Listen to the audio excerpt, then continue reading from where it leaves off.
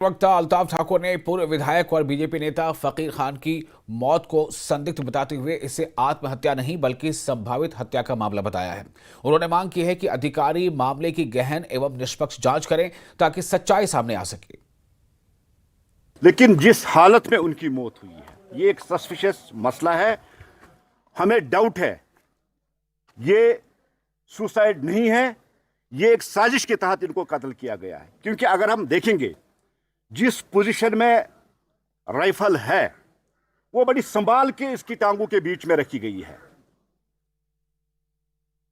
अगर इसने खुद ही फायर किया होगा वो उसकी गर्दन यहां लग चुका होगा या गर्दन में, लेकिन जहां उसका फायर है उससे लंबी वो राइफल है जिससे फायर किया गया है।